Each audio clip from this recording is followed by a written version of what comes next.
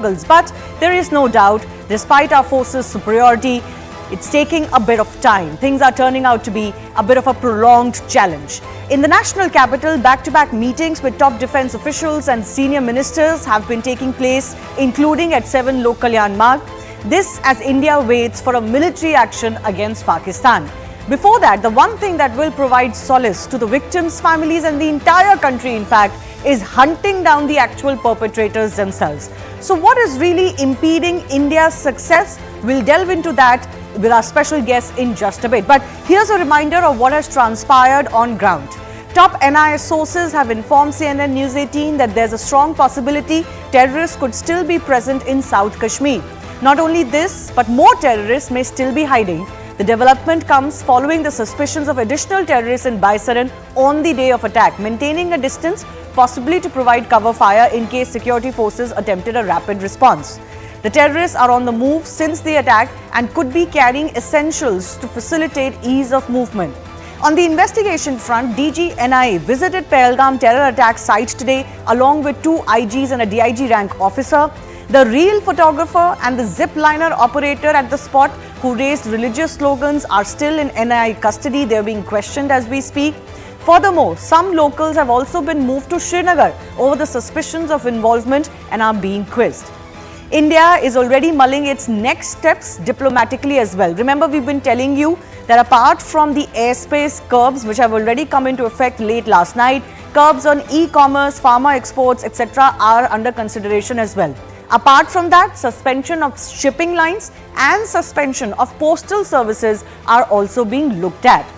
A short while ago, Union Home Minister Amit Shah declared the government's intent once again, reiterating India's zero tolerance towards terror. Shah said that each of the dastards who conducted this attack will be traced and eliminated. 90 के दशक से कश्मीर में जो आतंकवाद चला रहे हैं, उनके खिलाफ हमारे प्रधानमंत्री नरेंद्र मोदी जी का जीरो टॉलरेंस का नीति है। हर व्यक्ति को चुन चुन कर जवाब भी मिलेगा, जवाब भी लिया जाएगा। तो एक बात मन से समझ लीजिए, ये नरेंद्र मोदी सरकार है, किसी को बख्शा नहीं जाएगा, किसी को बख्शा नहीं। So India is continuing to mount pressure on the diplomatic front, but we will first focus on plain speak today on what's really impeding India's impending success on ground as far as these operations are concerned.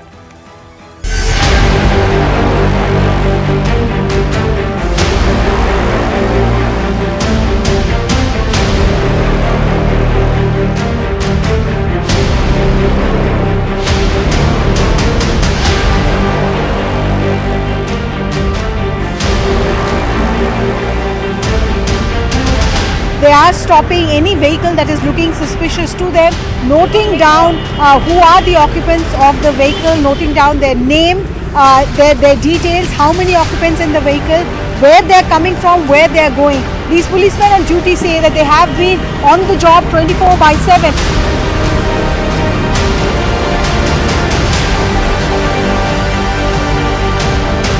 While the tensions are escalating on the line of control and between the two countries, India and Pakistan, these community bunkers built after 2020 when the ceasefire understanding was renewed will be the lifeline if there is any escalation.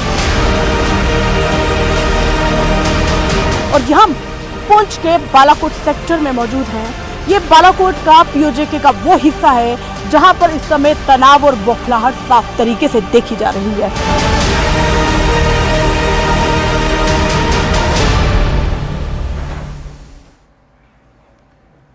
Let's go across to our guest joining us, Lieutenant General KJ Singh, former Army Commander, Abhijit Iyer Mitra, Senior Fellow of IPCS, both with us. Thanks a lot for your time. Lieutenant General KJ Singh, I want to come to you. I'm sure you feel the same as any other citizen of the country.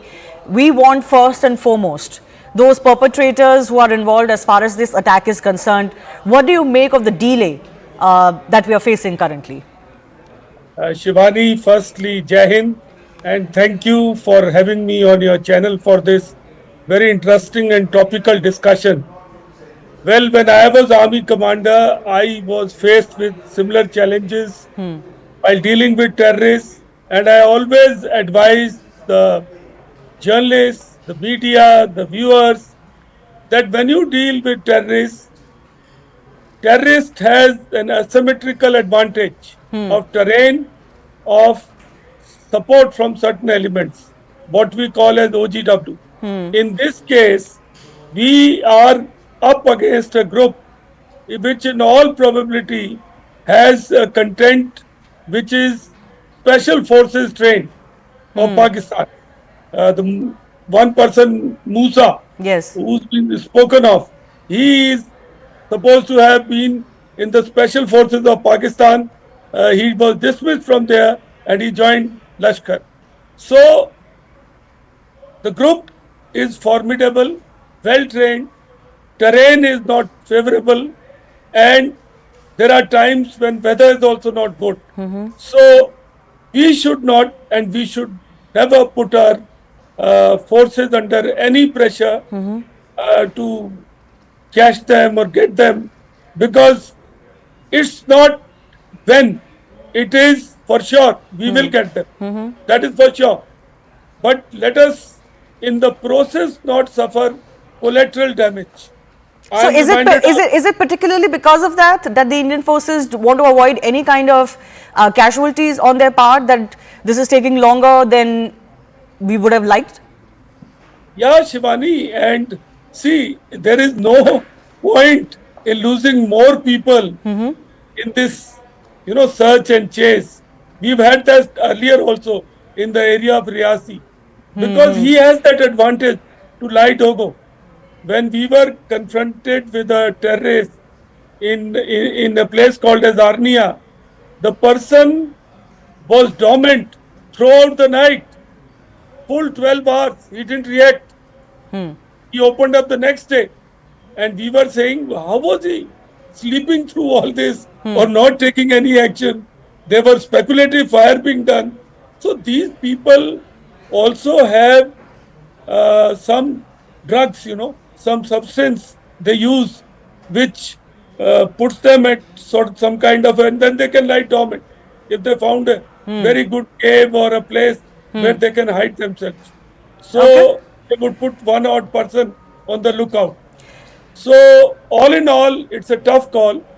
And let's not put any more pressure on our security. No, absolutely. This isn't so much about putting any pressure for sure, Lieutenant General, but this is about understanding the circumstances and what's Shivani, taking the time. But given I appreciate your this thing. Yes, given the amount of effort that is going into it, given the amount of intent and political will that is behind any action that needs to be taken, this is why we're just discussing, because there's no point ignoring this.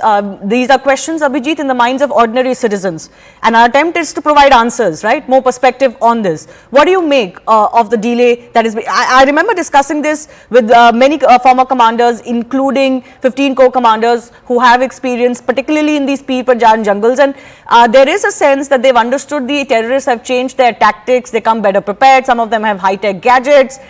They have nuts or other things to sustain themselves. But we do expect that our forces will be on top of all of those changes in tactics. Right. So, look, first of all, the terrain is extremely difficult, Shivani.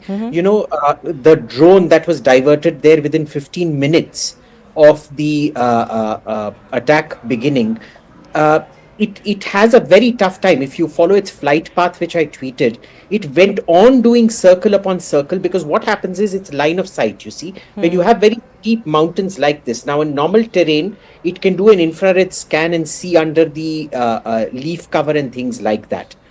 But in terrain like that, it has to follow an extremely narrow flight path. Now, any one of us who's flown a plane knows how long a plane takes to turn. If it comes over Delhi and starts turning somewhere around Okhla, it finishes its turn somewhere around Saket or army cantonment almost, right? It takes a huge turn. So even these ones, they take a long time to turn. Now, assume your gun is still hot from firing. You hide it, they're fairly loud, you can hear them. So if you hide it behind a tree, that drone is not going to be able to detect you. Remember, this is all happening in extremely dense alpine forests. Very tough to track them. Like Sir said, they've got these heart slowing medications and things like that, which keep them dormant for hours on end. They would be training for this to keep very silent, hide under rocks and things like that, caves, outcrops, so on and so forth. It has never been an easy process. And those hills, now of course I'm in no state to hike there, but I've hiked there when I was a kid. It is not an easy hike. No, sure, of course, it's never meant to be easy. The point though is, Abhijit, we've seen this play out in the last few encounters, particularly in context of these forests. Something we need to do to upgrade ourselves? There's very little you can do, because this is a change of tactics pretty much, and they are choosing places which are isolated, where the ingress and egress is much more difficult. If you remember, the initial reports say that they hiked for about almost 28 hours to get to the spot of the shooting. They didn't use roads and things like that. The normal surveillance methods aren't working. This is going to require quite a few months of brainstorming, first of all, to figure out. We can't put motion sensors and cameras everywhere in the forest and things like that. At home, you can actually tune your motion sensor so that when the dogs or cats are moving around, it doesn't go off. But in the forest, imagine like a deer or a bear is the same mass and volume as you are. So there is going to be so many false positives and things like that. And even then, line of sight with motion sensors, cameras and things, it's not feasible out there. I don't know how. I've not seen a technology or tactical solution to the problem other than large scale deployment. Okay, Lieutenant General, what is your take in the long term, given the terrain, given the challenges, given the fact that the terrorists have become more sophisticated, they don't really need a lot of local contact anymore, they can sustain themselves in the villages, so ordinary intel is not working. What is it that we need to do? Because we have to get on top of this situation, isn't it? Otherwise it will continue to be exploited. Shivani, there's another element which, like Abhijit was also trying to bring out. The communication that these people are resorting to. Earlier, electronic signatures used to get picked up. Now, they have sort of worked out a kind of mechanism that communication is through very sophisticated kind of apps which are being used. And so, though electronic signature is also getting generated, but good old method of patrolling, of human intelligence will always work, supplemented by technical inputs. So people are on ground, people are dominating the area. It is, and in a while they will surely make mistake. They will get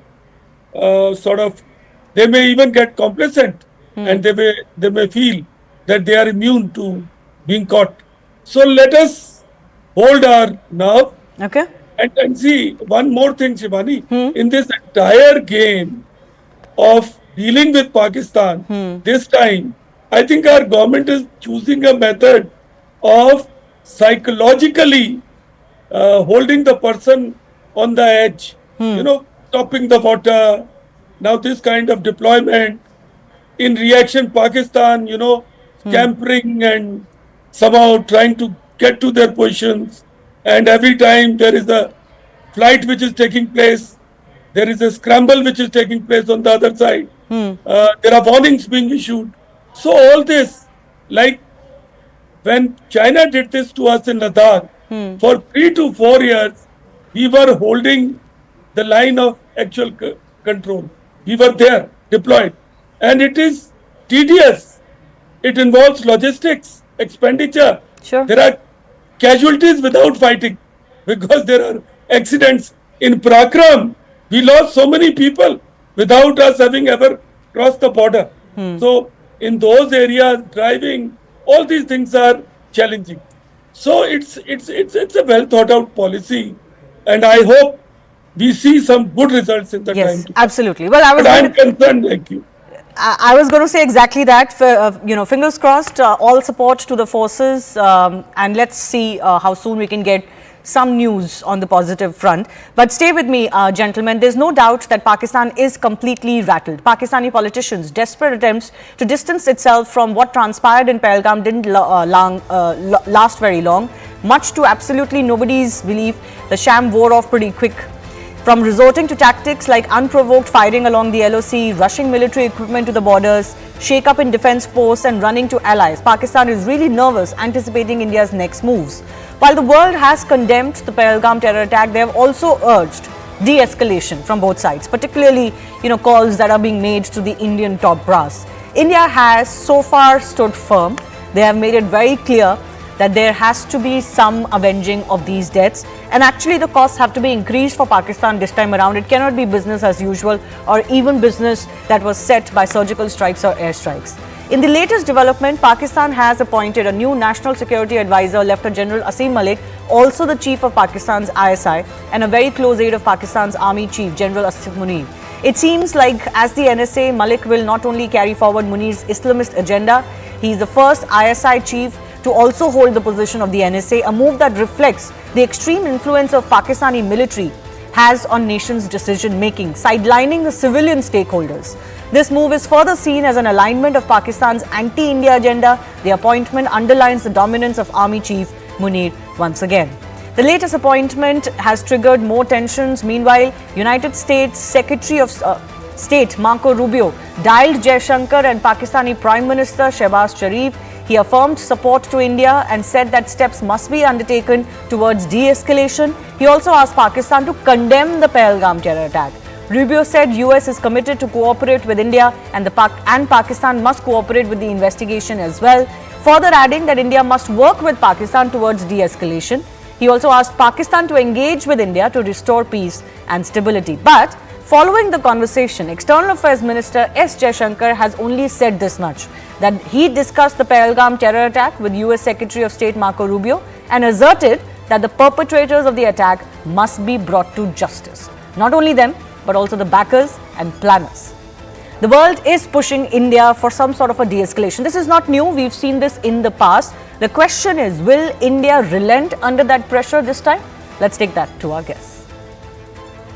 अगर एक भी हमारा citizen जो है हमें ये साबित हुआ कि वो इंडियन परपेट्रेटेड या इंडियन ऑर्केस्ट्रेटेड अटैक में कोई शहीद हुआ है तो वी विल मेक देम पे थ्रू देयर नोजेस. एक क्लैश की सूरत हाल बिल्कुल नज़र आ रही है.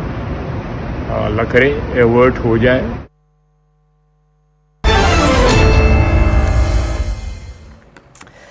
Lieutenant General KJ Singh and Abhijit Iyer continue to stay with us. How do you see, Lieutenant General, this appointment that Pakistan has made now? More influence of the Islamist agenda of the Pakistani army?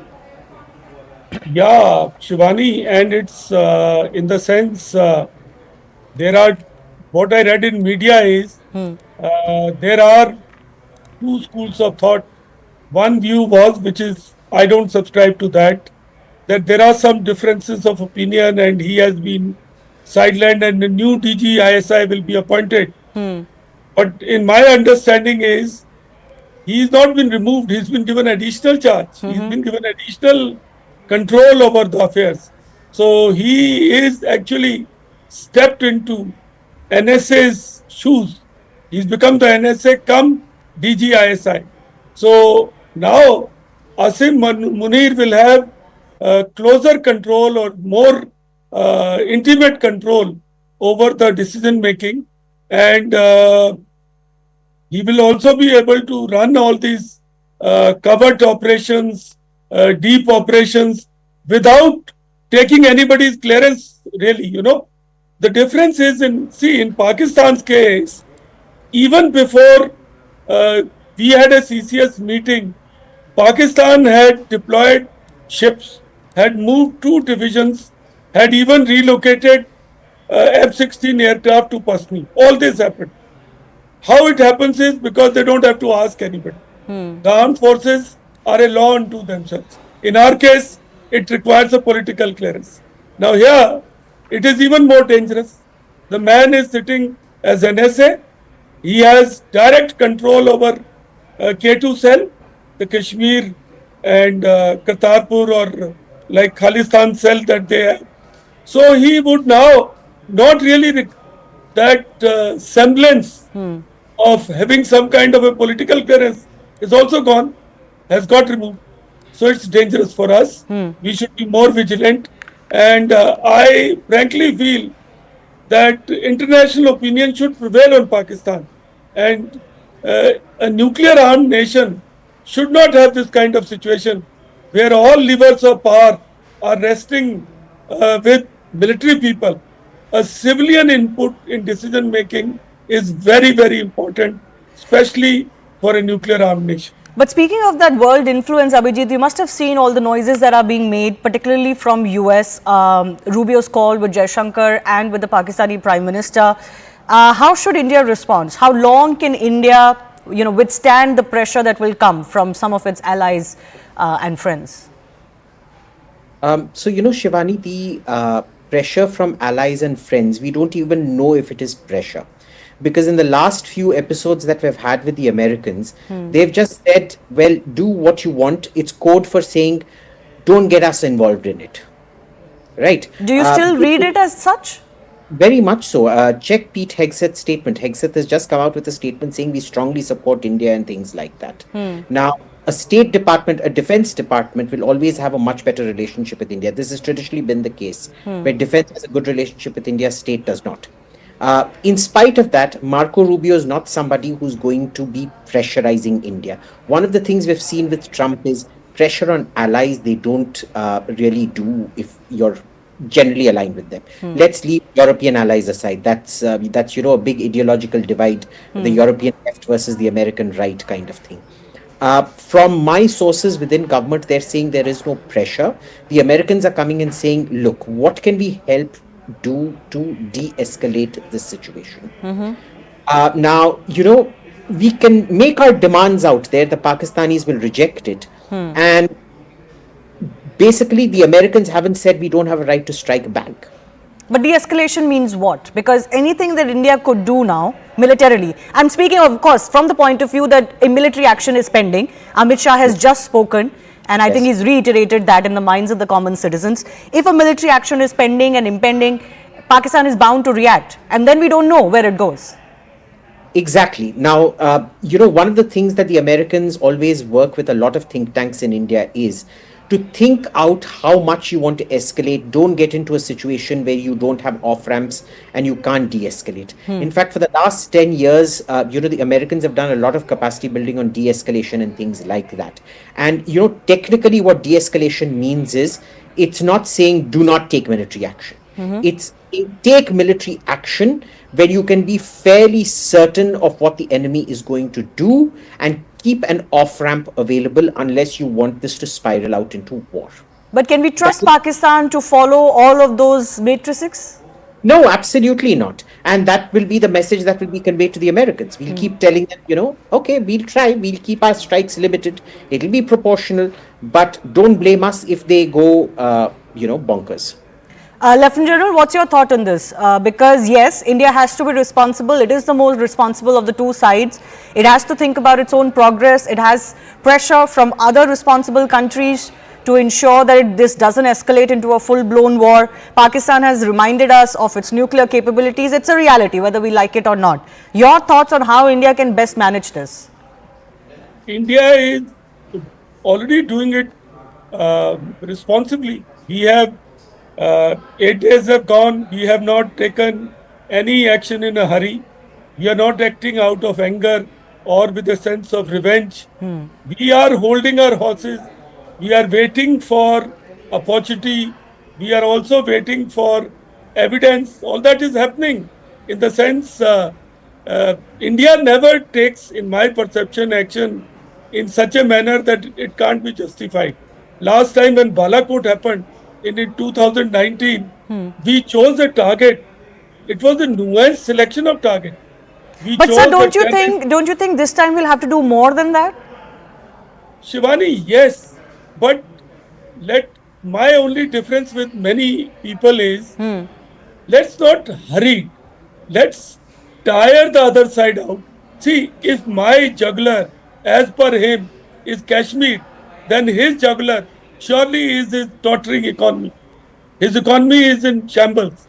So when I hold him to a kind of ransom, when I pose a threat to him, and he doesn't know where and for when and how much, so I am making him Pakistan deploy.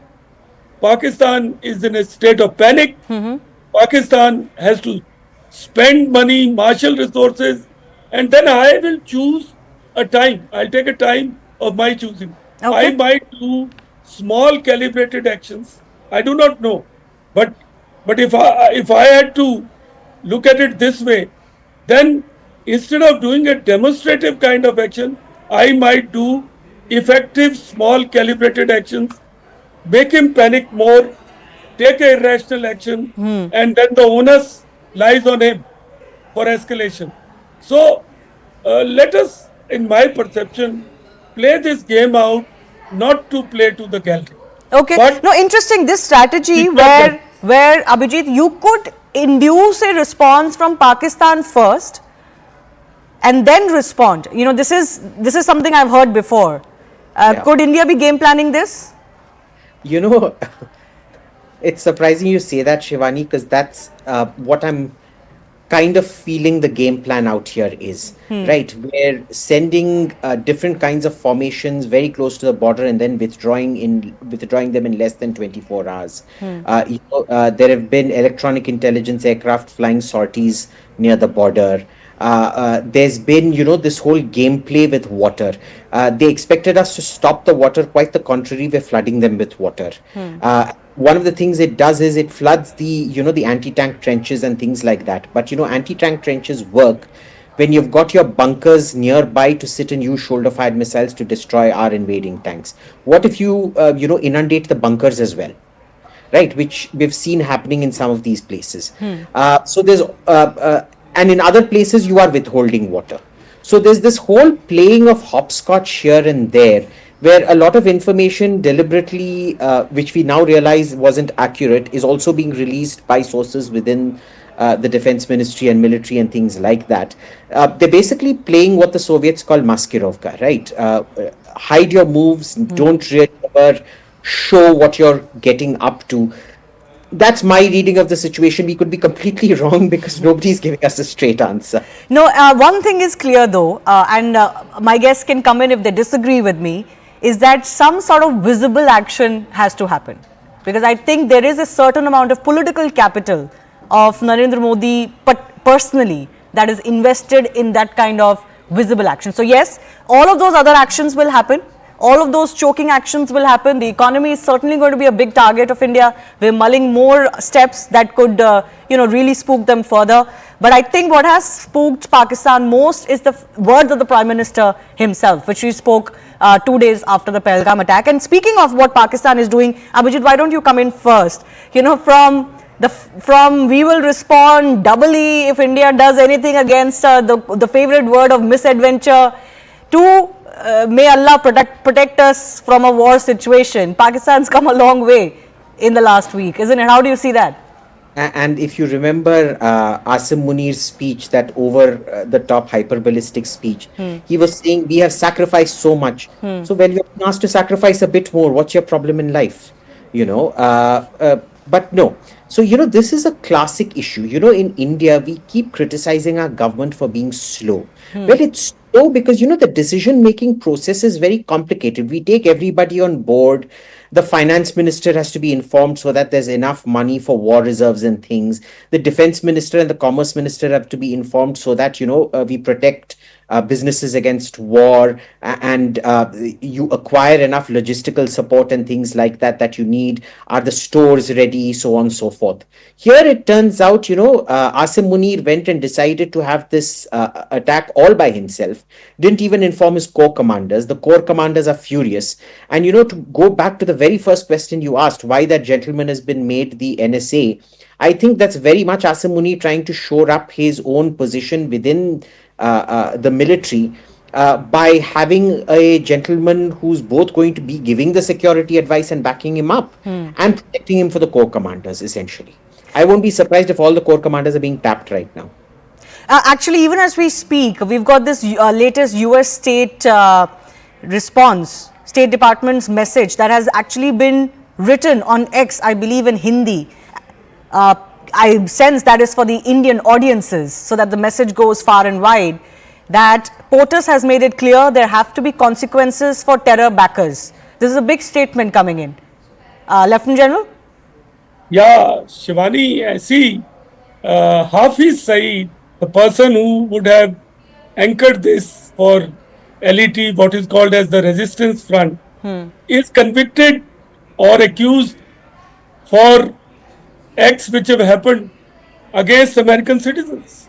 So it's not as if he is being protected because he's been convicted in Pakistani courts. He is held in some kind of a house arrest to avoid his getting extradited to India or USA.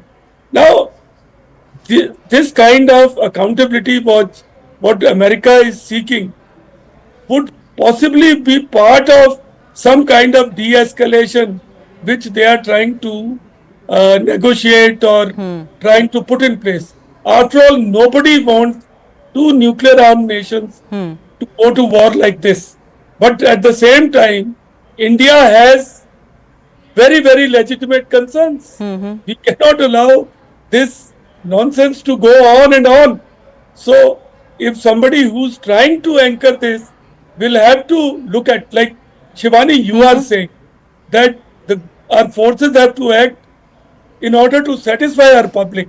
So, similarly, the Americans have to take that into account. If they are putting a tweet in Hindi, they are conscious of the fact that the Indian public is up in arms. Can I read out that tweet with your permission?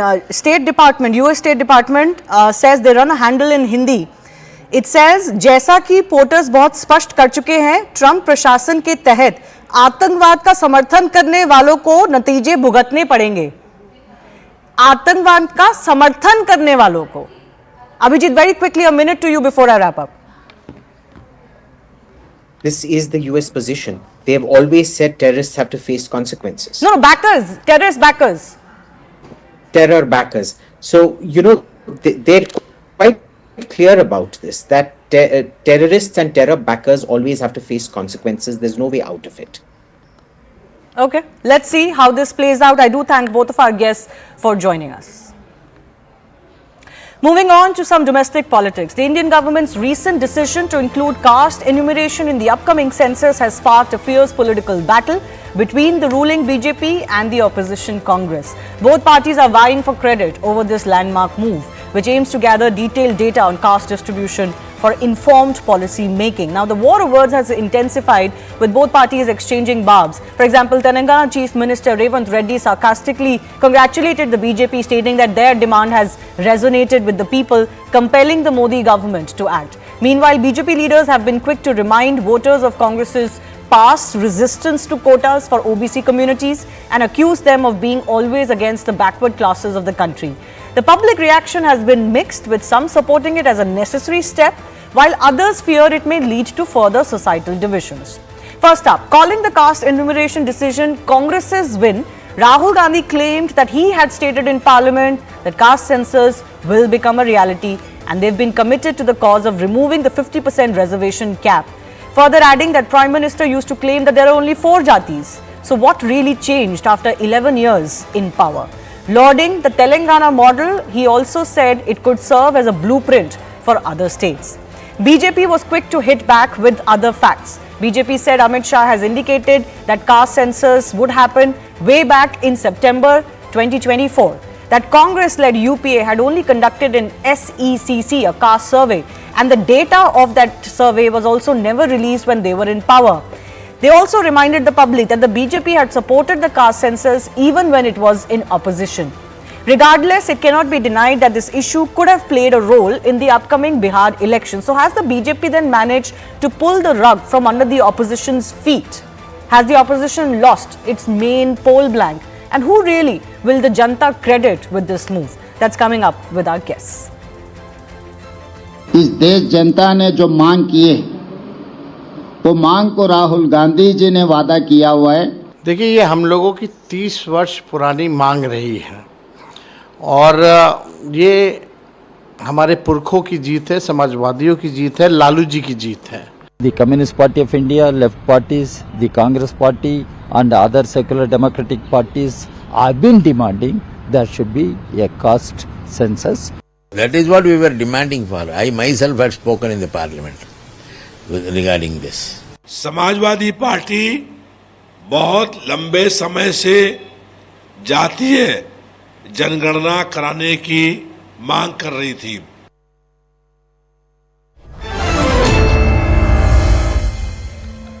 Radhika Khera of the BJP, Matthew Anthony, spokesperson of the Congress Party, joining us. Matthew, I just played out what all opposition parties are saying.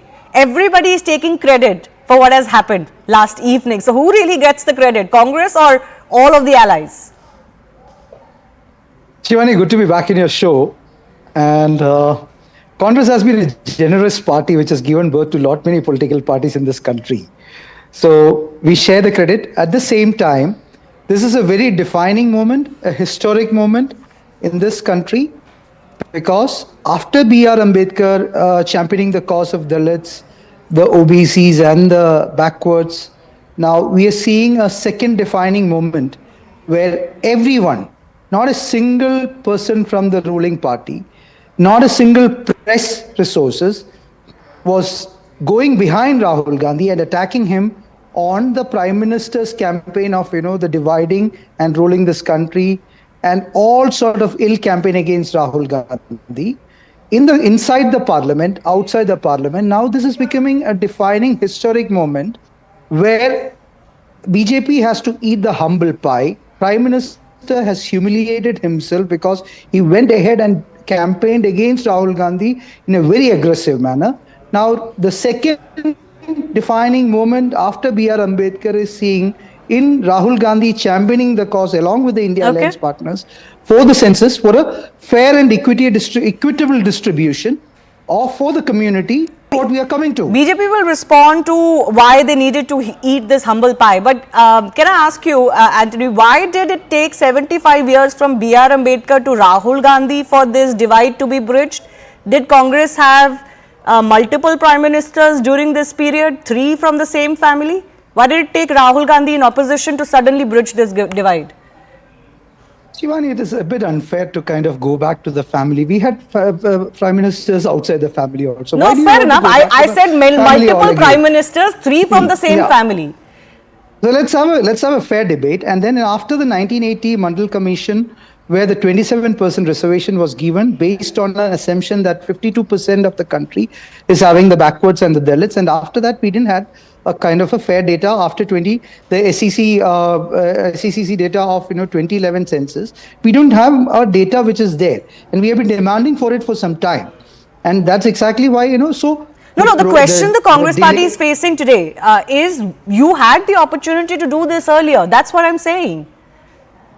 See, Shivani, that we cannot say that India has come and born only after 2014. We have been doing this, and there has been a significant advancement happened, and there's a delay happened also. So there is these are data in front of you, so there's nothing to be debated on that one. Now, Radhika Khera, the significant number has gone up. Okay. And that's why we are demanding a fair data. Okay, Radhika Khera, bites and former comments of many of your leaders laughing at a caste census, calling it divisive, regressive, all kinds of words are going viral. You're eating the humble pie. Good evening to all. Let me remind the fellow panelists here from the Congress that this is the first full caste-based census that is happening in independent India. And now let me expose the biggest fraud in India's social justice discourse. I hope I'm giving the same amount of time as he is. The Congress party is the biggest fraud in India's social justice discourse, and I say this with utmost responsibility. For about 55 out of the 70 years, they ruled this country but didn't have the spine to conduct a caste census. From Nehruji to Rajiv Gandhi to now Rahul Gandhi. They've only used the backward classes as vote banks and never empowered them. Let's start with fact number 1. The last caste census was in 1931. What stopped the Congress in 1951, 61, 71, 81, 91, 2001 or 2011? Nothing except the elitist mindset and the fear of OBC assertion. Fact number 2. In 2010, they formed the GOM. In 2011, they conducted an SCCC, but the data never released. Why? Because it was riddled with about 8.19 crore errors that would shatter their narrative. Fact number 3. Rajiv Gandhi had called OBCs Buddhu in parliament. Nehru ji had opposed caste-based reservation in writing. Indira Gandhi ji had stalled Mandal. Sonia Gandhi ji stayed silent. And today, Rahul Gandhi wants to take credit? Shameful. And how can we forget Mr. P. Chidambaram, the then Home Minister who stood in parliament and absolutely opposed caste enumeration in the census, citing there are methodological challenges.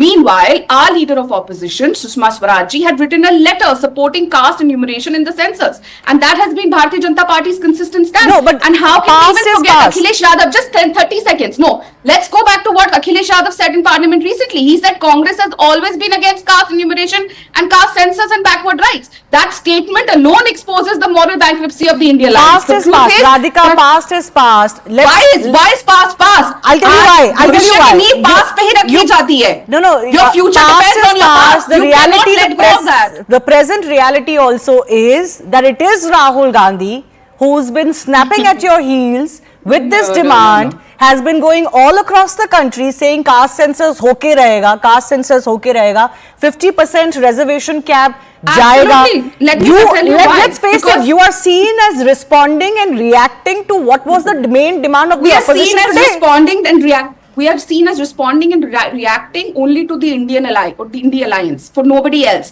The Aam Janata does not believe in that. Do you really, Rahul Gandhi knew it for a fact that something which his party has been opposing since time immemorial. Why did Congress ever conduct this? What was stopping them? They had the power, they had the, उनके पास तो आज तक की इतिहास की सबसे ज्यादा strongest सरकार रही है under Rajiv Gandhi. That kind of sarkar no one ever had. But then why what is stopped it that them? you Indira opposed Gandhi, it and you are doing they it did now? not. Explain No, that to the viewers as well. No, I just Radhika, stated it. okay, I fair just enough. stated it. I told you about Sushma Swaraj ji, and let me remind you what Griha Mantri Amit Shah ji also said in Parliament.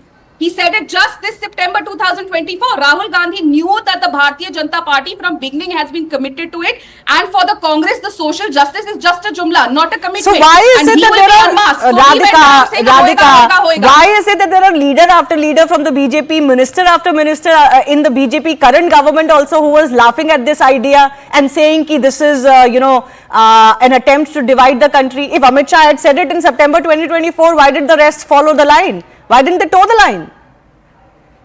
Everybody has been toeing the line of the party. We are not the Congress party which toes the line of Pakistan, which you were just exposing, and lots of panelists were exposing on your channel just a few minutes back. We are the Bharatiya Janata Party, which stands for the nation, and this is not an overnight gimmick like the Congress party does. This is a policy built over 11 years of inclusive governance, and has been our stand right from Sushma Swaraj ji. So I think it is time that the Congress, instead of begging for credit for a task that they never had the courage to complete, they should come and welcome it and accept the fact that they failed the people of India, and the entire drama that hum jitni abadi utna hak lekar aayenge was just a drama and not something which has been the Congress ideology right from Nehru to Rahul Gandhi. Speaking of jitni abadi utna hak, the fears are that this is not just about enumerating who belongs to what caste and how many numbers are there. This is primarily about pushing for more reservations, and Rahul Gandhi makes no two bones about it.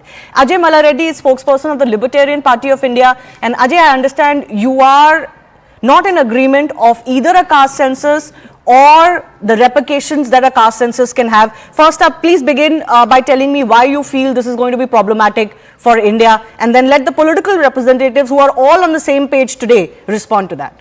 Ajay. Absolutely. I mean, divide and rule. I mean, that's what the Congress representative spoke about Narendra Modi. But the whole purpose of the caste survey is basically to divide and rule. The Indian society is already fractured into a lot of groups, and this is just an attempt to create more subgroups and create more fractures for purely political gains. And when you have all other countries focusing on AI, tech, and everything, today, even right now, we are having a debate about caste politics, how much quota OBC will get, how much SC will get, ST will get. We support this, we support that. I mean, these are really pointless things. These do not uplift the backward classes. Congress government has been ruling for like 50 years. Then Modi government and the BJP government had their turn. but how much upliftment have we really seen? What is it that really uplifts? Are they talking about that? No, it is always a political game of like, we want to give reservations, the other party doesn't want to give. The real policies that have actually uplifted Indian poor have been the free markets and capitalism and urbanization, industrialization. These are the things that actually improve the situation, not all these caste politics and reservations. These are just creating more divides between the Indian population. I think it's time for people to say we've had enough. Matthew, you want to respond to that? I would. Shivani and other panelists also. Let's say that, no, I will not lose my temper to argue this because, we are not that weak in our argument to lose our temper to argue this matter.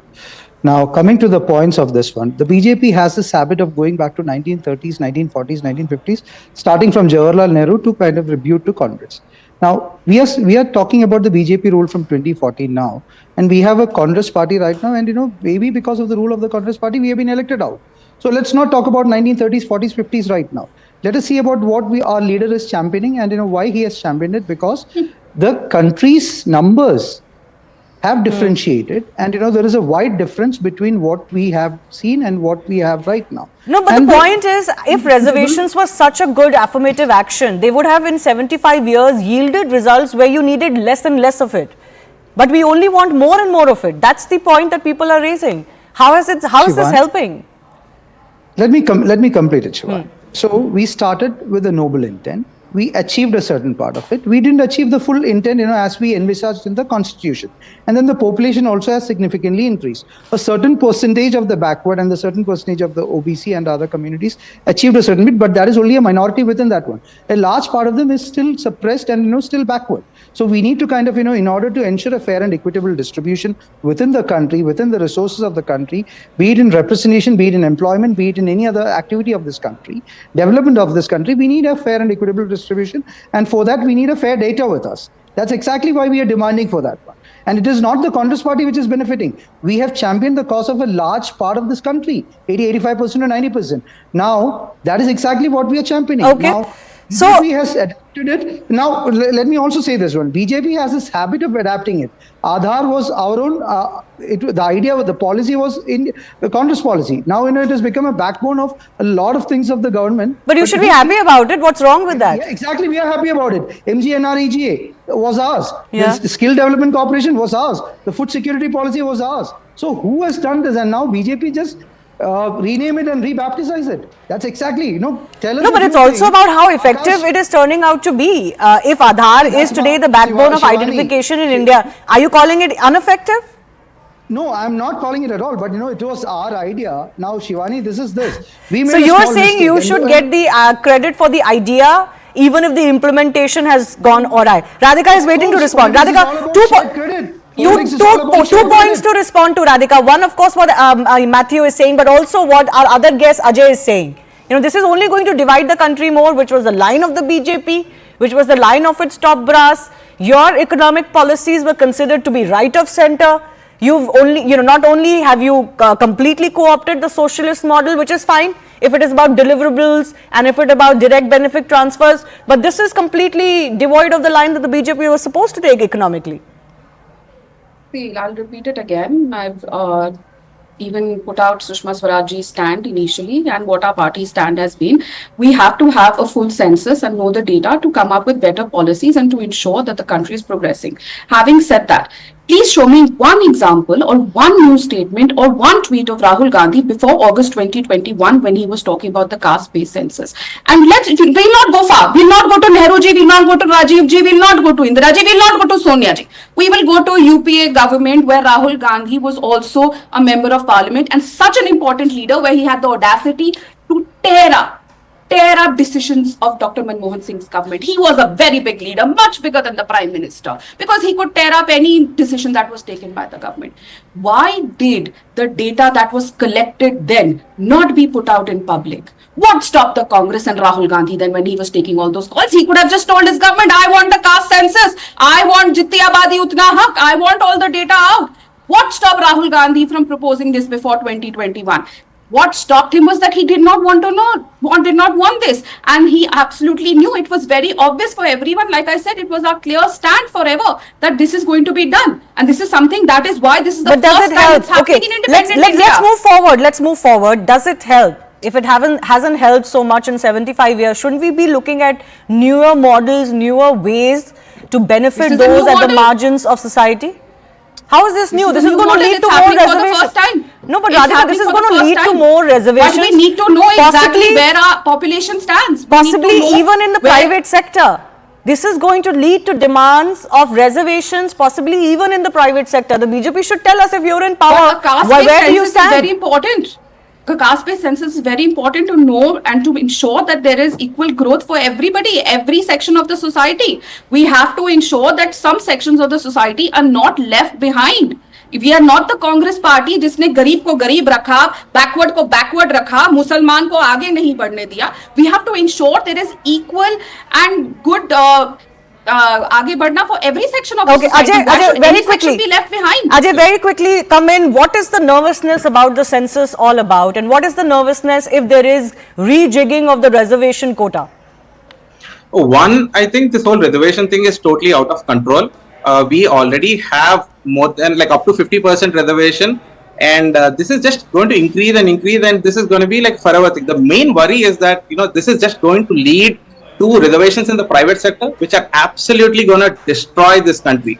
And today Rahul Gandhi is talking about it, and the Congress spokesperson is right. There are a lot of policies Congress has proposed and BJP has implemented, but both the parties should be ashamed because these are not really good parties. Aadhaar is a surveillance state project. The MNREGA is just not doing anything. It's just keeping people poor. Where is the real economic growth? I mean, other countries, China was also poor, but look at where they are, and still we are here talking about reservations, and this is going to lead to reservation in the private sector. They will deny it now, but you cannot trust any of them. Rahul Gandhi will say we will give reservation of 50% in the private sector. Modi will say we've implemented 70% and we've done a better job. This is exactly what's happening, and people need to wake up. I have a final minute left. Matthew, I'll ask you, has this taken the wind out of the sails of the Congress and the allied partners ahead of Bihar elections? Ultimately, the Congress would have hoped to ride on this demand, sensing that the BJP was not agreeing, but now they've pulled the rug out from under your feet.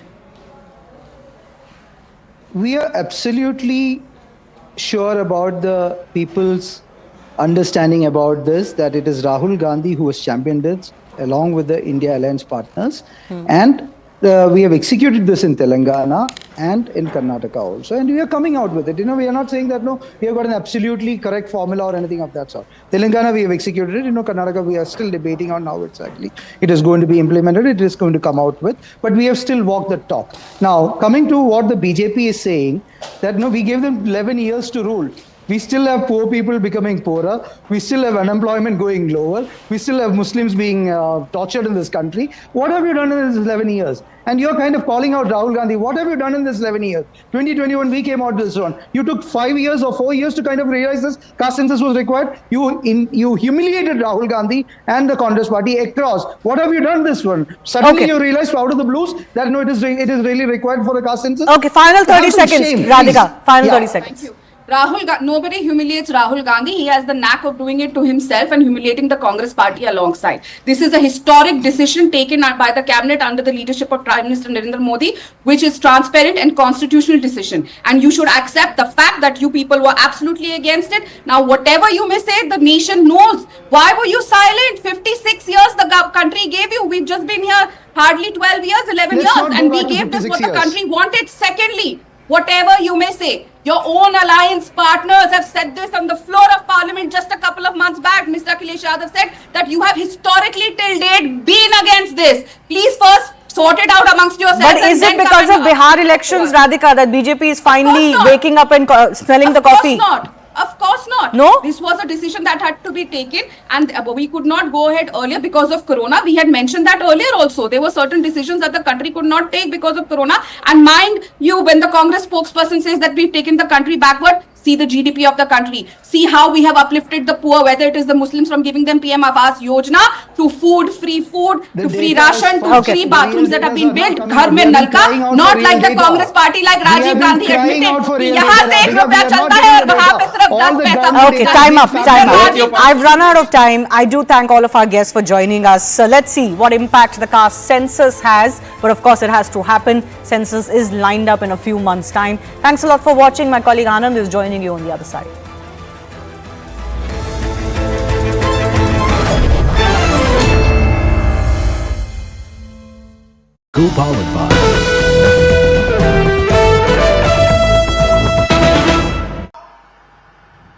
चाहे कश्मीर पर पड़ी आतंकवाद की छाया हो, हर चीज का मजबूती के साथ हमने जवाब दिया है।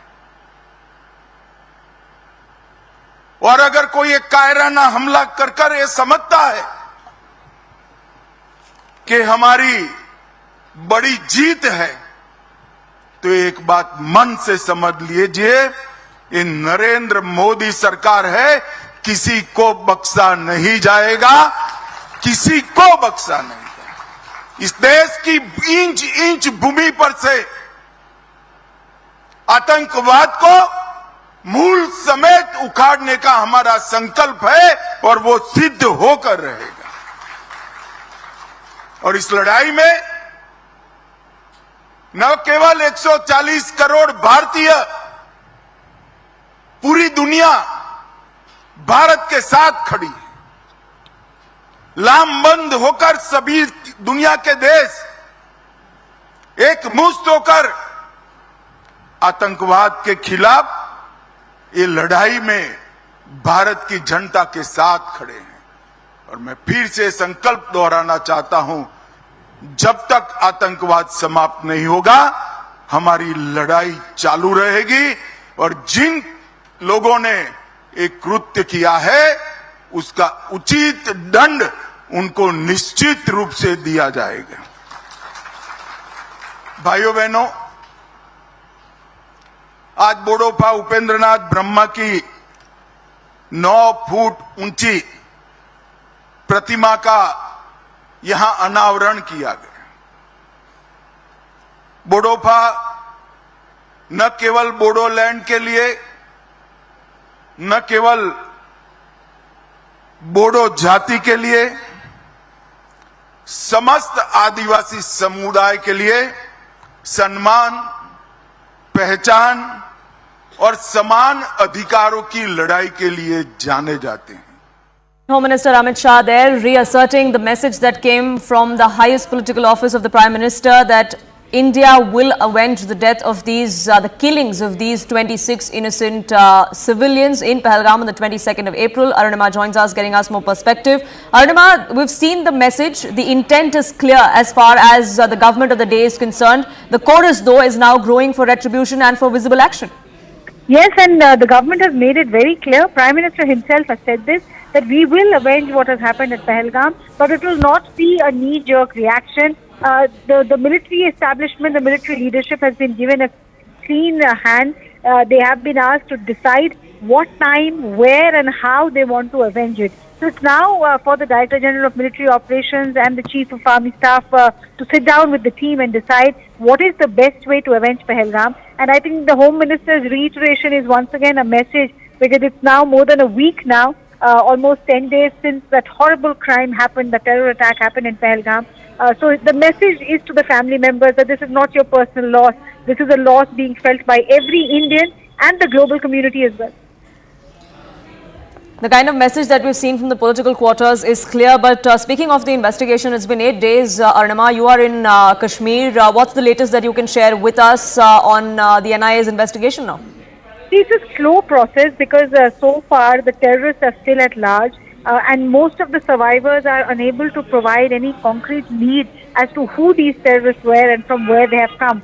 So NIA is taking it step by step. Forensic tests have happened. DG NIA went to the crime spot today. He spent close to 3 hours in taking first-hand account of the meadow, also the track that leads to Baisuran, and then he had subsequently held a meeting with top officials as well. So NIA is moving ahead with a very scientific form of investigation. And on the other hand, there's also the coordinate search operation that is going on to ensure that the terrorists who are suspected to be still hiding in South Kashmir.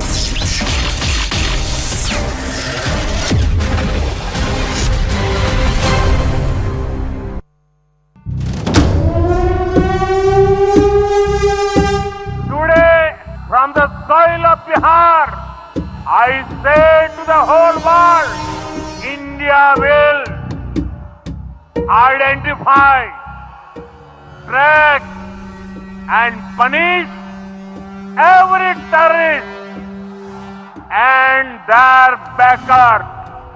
We will pursue them to the ends of the earth. India's spirit will never be broken by terrorism. Terrorism will not go unpunished. Every effort will be made to ensure that justice is done. एक बात मन से समझ लीजिए, इन